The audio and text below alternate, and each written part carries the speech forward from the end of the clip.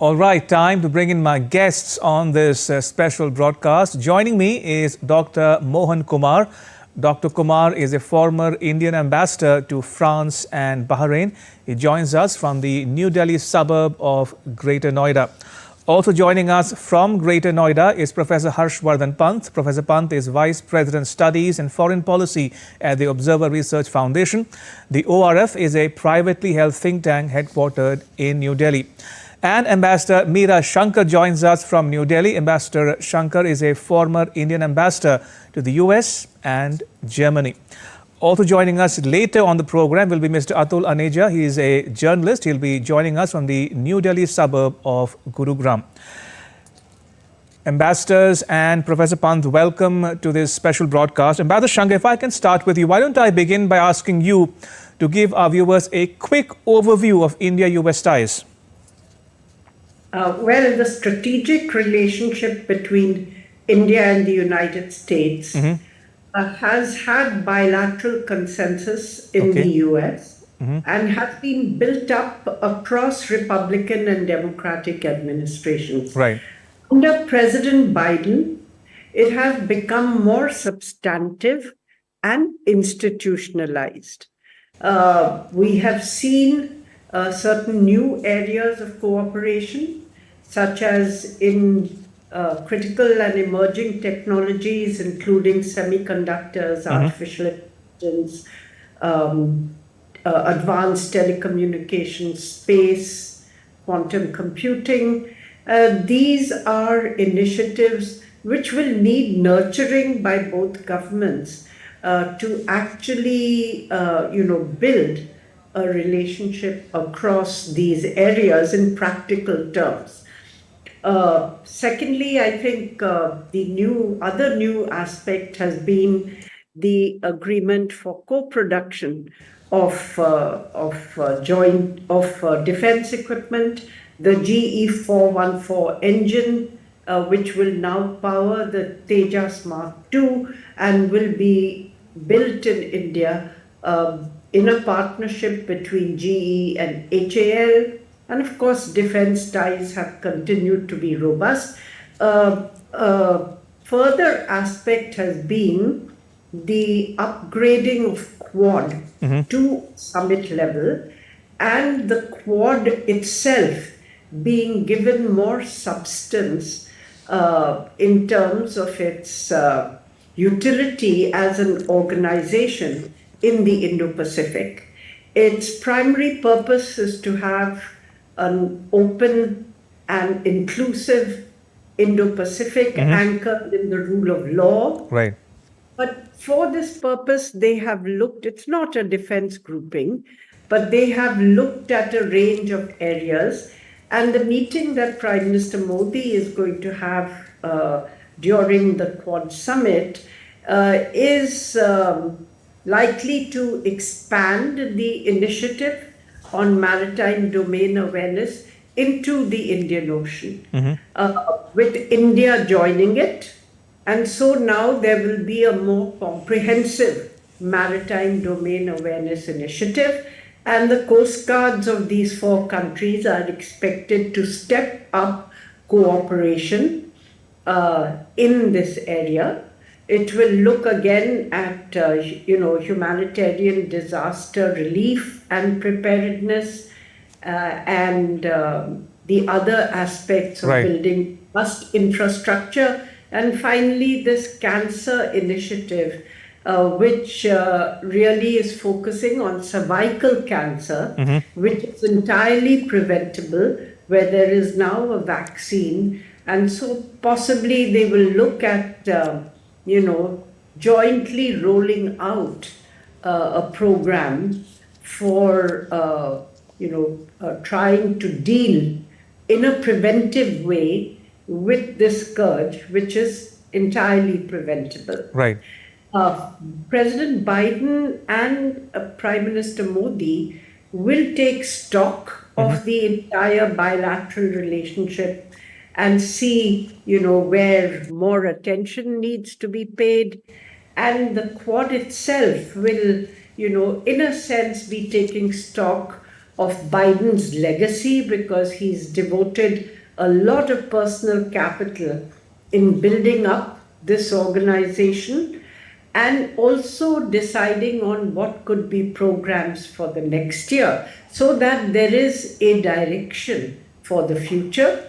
They'll also be bidding farewell to the Prime Minister of Japan, Kishida, and and President Biden himself is stepping down after election. So, in a sense, it's a moment to take stock and to set directions for the future. Absolutely, a time for reflection also perhaps. Ambassador Kumar, coming to you now, how would you describe the state of play in the India-US ties? Are you personally satisfied with the trajectory of the relationship? I think, thank you, Ramesh, for having me. I think you would have to say it is the most consequential strategic partnership. I think we have about 25 to 30 strategic partnerships.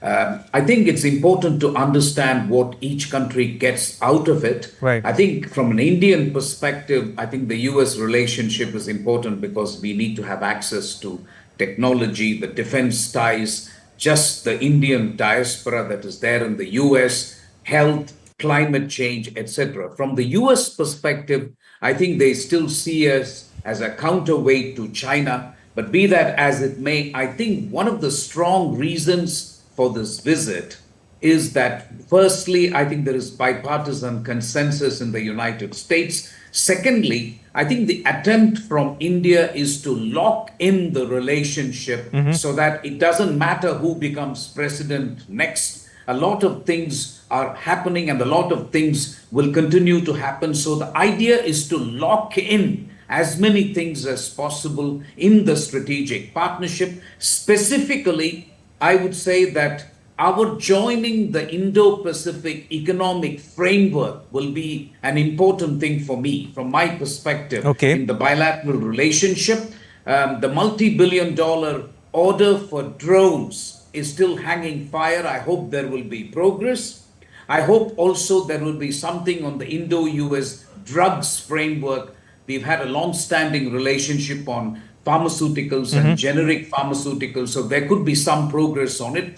On the whole, to answer your question quite frankly, substantively, I think the relationship is in good shape. But not to say that there are no differences. I think you read reports that the White House has hosted a meeting of people who apparently, are articulating the Khalistani movement and so on. That is an issue that we will have to talk about and deal with, Ramesh. So I don't want to kind of say that everything is hunky-dory, but it is the most consequential strategic partnership we have without a doubt. Several things, as Ambassador Shankar said, are on the anvil, and I think they will make substantive progress. But I think there are some differences as well, which we need to tackle at the level of the Prime Minister and the President. Fair enough. Point taken, Ambassador Kumar. Professor Pant, both ambassadors, Ambassador Shankar and Ambassador Kumar, have spoken on the bilateral dimension of the relationship.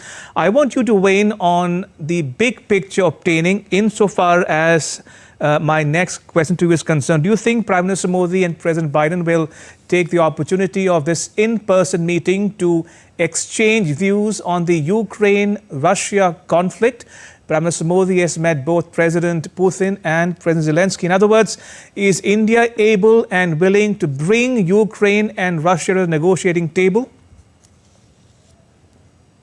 Well, thanks, Ramesh. I think certainly, if you look at India's role in the last, what India has tried to do in the last few months, and what the Prime Minister himself has tried to do in the last few months, both engaging both Ukraine and Russia, that I think underscores India's commitment to continue to play a constructive role in a conflict that is ravaging not only the two main protagonists, but also a large part of the global South.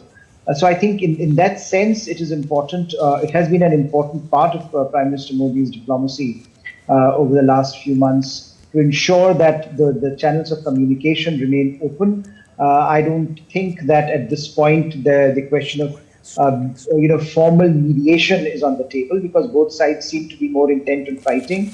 But certainly exchanging views with the Biden administration, with the president himself, to lay out, I think, in some ways, what both sides are thinking and how they are looking at the conflict. Because let's also remember that the West really has no substantive contact with Russia at the moment. So India remains the only country that has access to Russian leadership, that has access to views from the top level. And I think Prime Minister has really gone directly to both President Zelensky and President Putin and taken a measure of the situation. So one would hope and one expects that issue certainly would come up, and there is no way that issue can be avoided under the present circumstances. So certainly that engagement, as far as India is concerned, will be part of the agenda, and sharing views on global conflicts. I think both Ukraine as well as what is happening in the Middle East will continue to frame not only the Quad's agenda in some ways, but also bilateral agendas here, we are at a very critical moment in global security. And these issues cannot really be avoided, whether it is a platform like Quad or whether it is bilateral engagement between some of the key players on the global stage. So I think as India takes on greater responsibility, it is amply evident that this issue will be discussed, and India has done some groundwork in the last few months in terms of assessing both Ukrainian position and Russian position on a first-hand basis, and certainly that will be shared not only with President Biden but also with other leaders around the table. But I do think that this issue will be front and center in so many ways. Although Quad is an Indo-Pacific platform, although Quad doesn't really directly deal with the issue at hand, Russia-Ukraine conflict, but there is no denying also from that reality that the conflict continues to hang over. Not only, I think, in some ways what is happening in global politics, but also in some ways President Biden's legacy. And I think India certainly would like to do whatever it can to ensure that the views, I think, from both sides that it has gathered are put across to President Biden as well.